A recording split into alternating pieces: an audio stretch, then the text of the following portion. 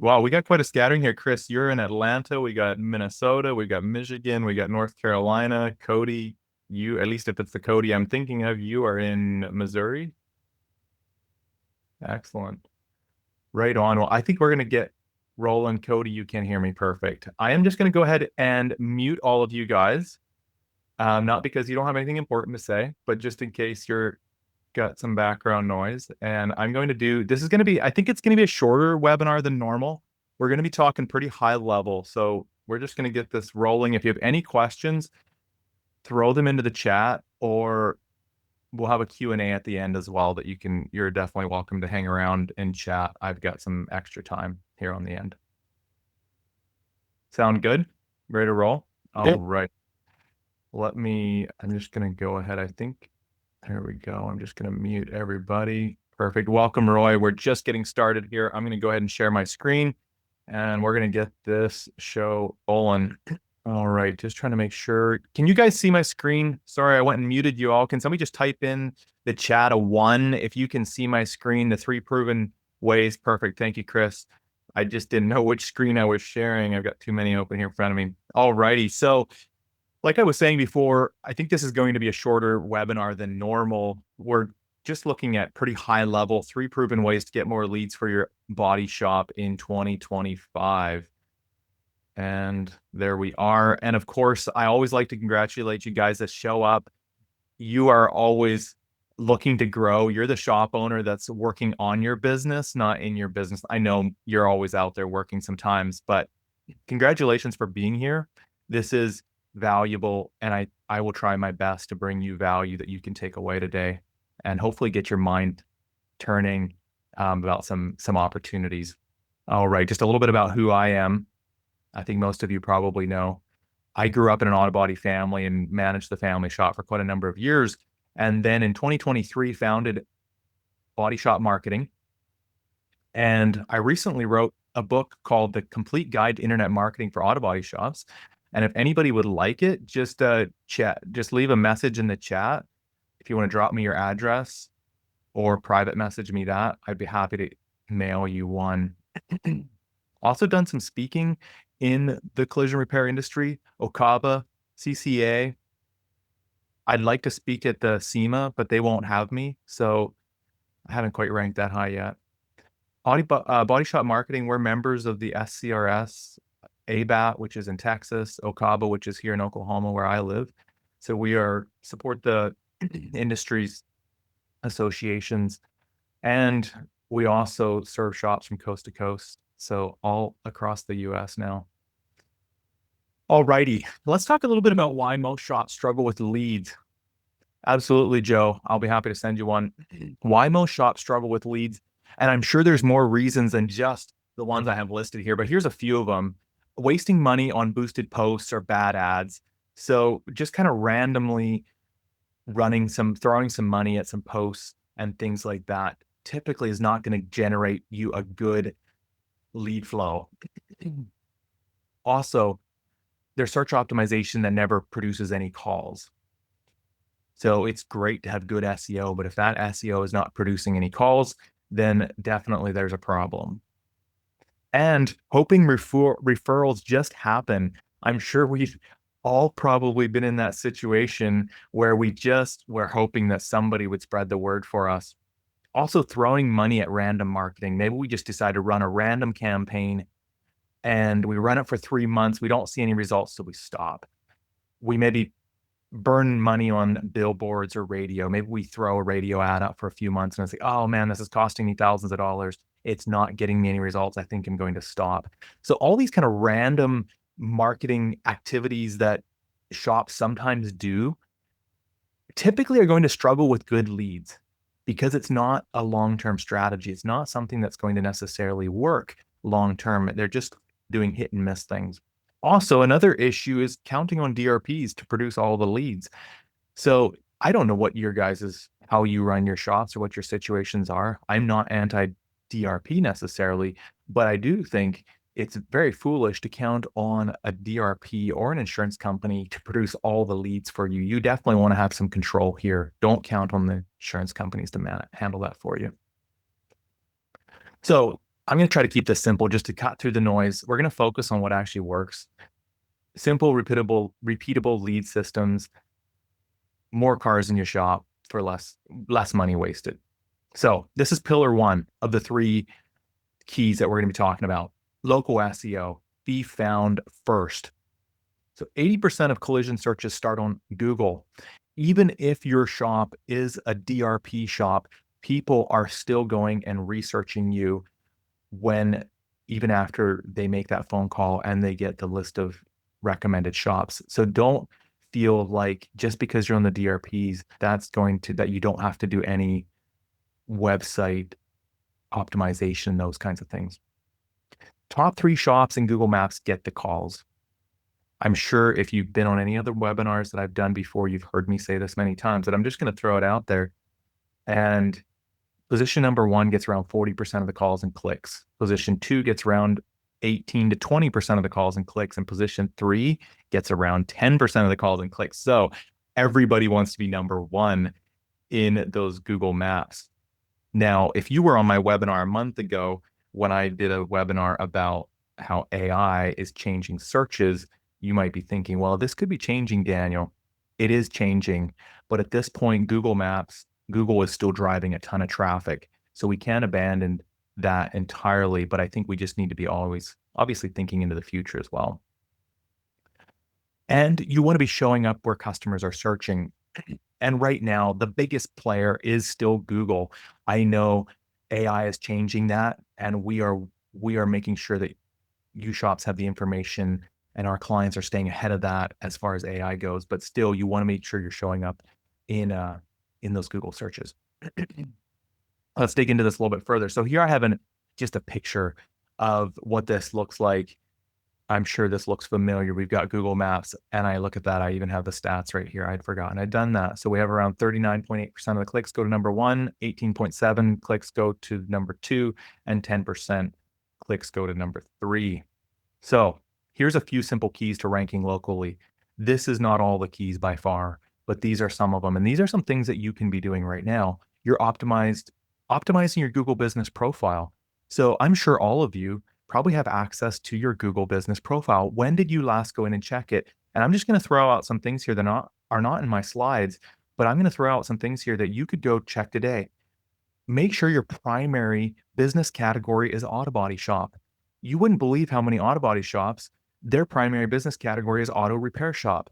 That is the primary category for a mechanic shop. So go double check that. Make sure your primary category is auto body shop. And then there's a few other secondary categories you can set up. Not necessarily extremely important, but that primary one has to be correct. Another one is, how about leveraging the products section in your Google Business Profile? This is kind of a little bit of a trick. I know you guys sell services, but who says that you can't productize collision repair? You don't put a price in there. You just put a nice description that describes and hits all the keywords that people are looking for. So go ahead, leverage the product section on your Google Business Profile. Also, the service area on your Google Business Profile, go in there, check this out. Make sure that your Google Business Profile is set up for all your different service areas that you service, because I'm sure you guys are serving a bigger area than just the town that you live in. Make sure that your Google Business Profile is optimized for that. So those are just like a few quick ones that I thought of right off the top of my head that you can be doing to optimize your Google Business Profile. Let's go talk about the next key: consistent, strong reviews. Reviews is not the only piece to the puzzle, but reviews definitely are playing a part in local optimization and potentially even in AI optimization as well. So a big thing is consistent.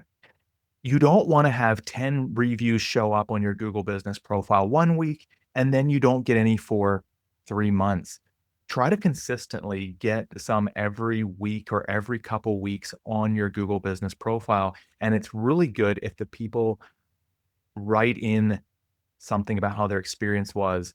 And if you have people that are willing to help you, maybe you could even give them a script that they can put in there for you. Now, don't tell Google I said that, but how about you write up a couple scripts that you share with people that you know will be happy to leave you a Google Business Profile. And it mentions things like auto body repair shop near me or things like that. Definitely part of the puzzle to getting your shops ranking locally. And also another part on the review section, be sure that you're going in and replying to these reviews because Google likes that and the consumer likes that. So go in, make sure you leave a nice couple sentences there in reply. And let's look at the third one, local content on your website. I see I made a typo that matches what people search, local content on your website that matches what people search. So this one obviously is probably a little bit more challenging unless you're a web developer and like messing with these kinds of things. But this is also a key to ranking locally, is making sure you're having that local content on your website that matches with the keywords that people are searching in your geographical area. Because believe it or not, that can vary from area to area inside of the auto body and the collision repair industry, what people are searching. All right, let's go on to the next section. Pillar 2, Google Ads. Leads now. I'm guessing it would actually, you know what? Do you mind throwing a 1 in the chat if you've ever ran a Google ad campaign for your shop and a number 2 if you never have? This would be really interesting to see what you guys have, if you've ever played around with Google Ads. 1 in the chat if you've ran Google Ads. Number 2 if you have not ever ran Google Ads. Okay, look at that. So you guys have tinkered around with Google Ads. Why did I use the word tinkered? That's kind of a strange word to use. I imagine collision shop owners know what that means. So here again, I could go, I do a whole webinar. I did a webinar yesterday on Google Ads specifically for the Auto Body Association of Texas, but I'm not going to dive deep, but I'll give you guys some high level things here that you can do. I would say be cautious. People tend to think that Google Ads is something that you can kind of set it and forget it. That is not the case. And don't expect that you can run a campaign for a month and then decide whether or not you're going to keep doing it. You typically want to figure at least a good 3 months to give the algorithms time to learn, to optimize the thing. So figure on at least 3 months till you start seeing good results from a Google ad campaign. Just setting some expectations there. Google Ads definitely is a quick way to get your phone ringing. Much quicker than local SEO. So if you set up a good Google ad campaign, and I could give you lots of tips, I'll just try to think of a couple off the top of my head. Number 1, make sure you do your keyword research on what are people searching, and then make sure you set up your negative keywords because you don't want to be paying for people to click on things like cheap auto body repair, affordable auto body repair, how to refasten my 88 bumper on my 88 Civic. Make sure you set up your negative keywords correctly. Part 2 of Pillar 2, you can get really highly targeted, reaching people ready to book. And here again, this plays into making sure you have your keywords set up correctly, making sure you have your negative keywords set up correctly. Also, it's scalable and trackable. Now, I will say this, Google's tracking is so. For our clients, we are normally running tracking outside of Google as well, because I don't necessarily trust Google's tracking entirely. And also, if you're in a bigger center, it is scalable. So if you have dialed in your campaign well enough that it is generating an ROI, you can just keep putting more money into the machine then. And as long as it's being optimized and managed correctly, you can scale this thing as far as you want, which is a little different than SEO. Let's talk a little bit about Google Ads, why most ads fail. And I feel like I got ahead of myself and talked about large portion of this already, but let's just touch on it. Broad targeting. So if we are just broad targeting, we're using broad keywords in our campaigns, we're basically giving permission to Google to decide what they want to push out your ads for. You're going to have a lot of wasted clicks. Another thing is bad ad copy. So in the campaigns themselves, on the landing pages, if the copy isn't compelling, you're going to get a low response rate. So basically a low conversion rate from that click. And of course, no call tracking. So if you have no way of tracking what is happening with your Google ad campaign, there's no accountability. There's no way of knowing if this is actually working or not. So that is 3 high-level reasons why most ad campaigns fail. Let's talk a little bit about 3 reasons or formulas to help have profitable ads. You want to only target high intent searches, and that is largely done by how you set up your keywords, the keyword research that you do. And you can also do it through things like obviously targeting. You can target areas, you can target zip codes, you can target towns, you can target a time of day. This is something that I would highly recommend, is setting up your ad campaigns where they're only running on the hours that you're open, so you're not spending money while your shop is closed. Now, if you have a large ad budget, go ahead. If you're just looking for like branding to build branding in your area, go ahead. But if you have a smaller budget and you're trying to optimize that, definitely set up the hours, the days that you're open, so you're only spending ad budget over that time. Use landing pages that convert. Here again, this has a lot to do with your copy. So making sure that your landing pages speak to the pain points of people that are searching and turns them into conversions, calls, leads. And of course, track your calls and then measure your cost per lead. So you can start figuring out then how much you're paying per lead through those tracked calls. All right, so that was pillar 1 and pillar 2. We're ready for pillar 3, referrals, the forgotten gold mine. We don't specialize in referrals, but I think this is a great opportunity for shops. And I'm guessing you guys are definitely probably leveraging this and doing this well, but I'm going to touch on it briefly. Referrals are trusted more than ads. I think we all know that. No matter how prominent the internet becomes, how prominent AI becomes, we still trust what someone that we know tells us. If our friend tells us that ABC Auto Body Shop is the best place to go, well, guess what? We're probably going to go there. Referrals is cheaper than most other channels. How much are you going to pay for that lead from some person referring another person? Typically, it's free. Now, you know what? I think I'm getting ahead of myself. Most shops don't ask consistently. It would be interesting to hear from you guys. If you have a consistent system at your front desk that your CSRs are doing, asking about referrals, do you want to throw a 1 in the chat if you do ask consistently and a 2 if you don't? It'd be really interesting to see. Perfect. Joe, you've got a system down for, I should have you up talking and telling us how you're doing that. I think we should open up the mic here at the end of this and we could swap some ideas out on that. Let's move on. Here's just a quick idea of how you can implement a referral framework. So you want to make sure you're asking at the right time. And this, you would need to figure that out. Ask at the right time when the person is maybe emotionally happy. They're just really thrilled with the job that you've completed on their car. It looks beautiful. That is probably the time to ease in and ask them for that referral. And make it easy. Don't make it hard.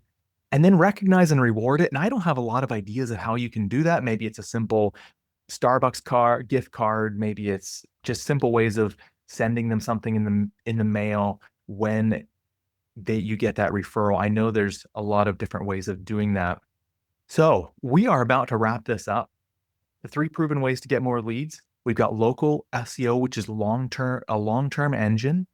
Your Google Ads, which is more the quick wins. And I don't mean quick by 2 to 3 weeks. This is more like 3 to 4 months. And then of course your referrals, which is, I believe can be an untapped gold mine that shops are not leveraging very well because they're busy. So if you're ready for more leads, referrals, you can start that today. That's something you can do today. And I know I've given you a number of different tips that you can go do today. Your SEO and ads, that's probably where you need some expert help. So if you're interested, you can go ahead and sign that scan that QR code. That takes you over to my booking page, basically, where you can book some one-on-one time with me. It's free. We can jump on there and we can talk through that some more of what more specifically about your situation. And I think that's the end of my slides. It is.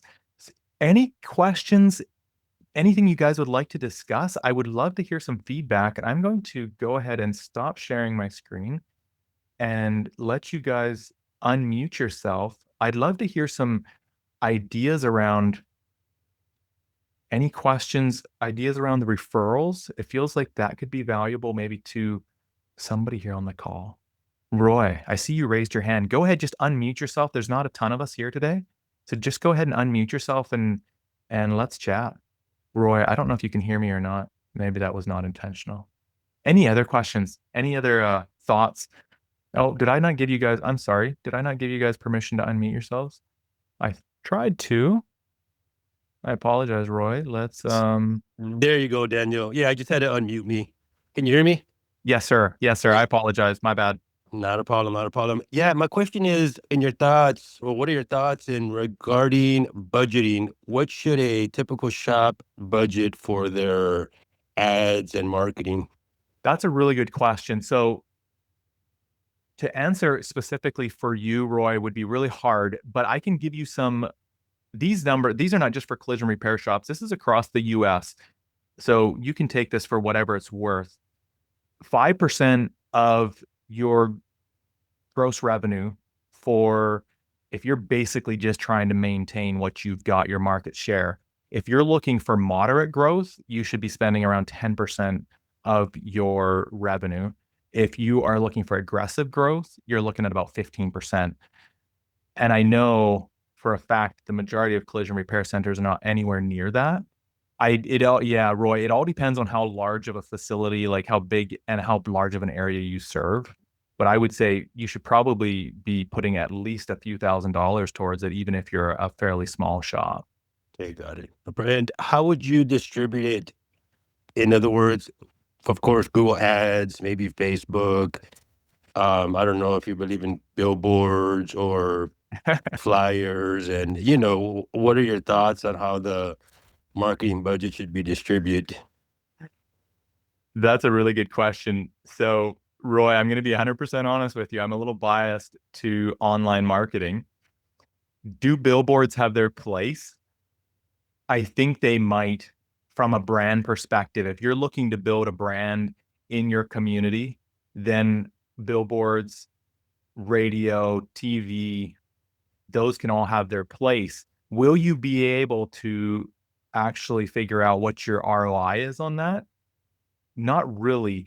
There's some ways that you could potentially try to do that, like with call tracking phone numbers on the billboard, call tracking phone numbers on the, let's say, a flyer that you send out. You have a specific phone number that's just for that flyer.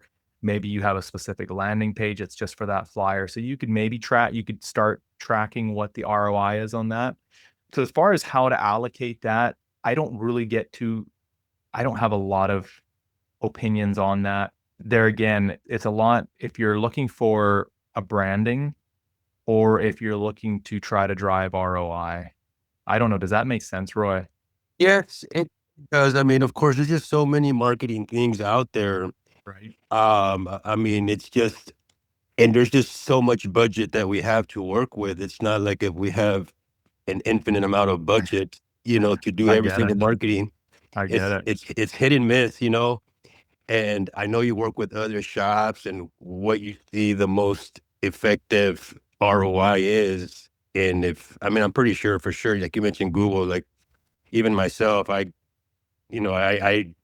break a tooth or something. I mean, I'm searching the best dental person out there in my area.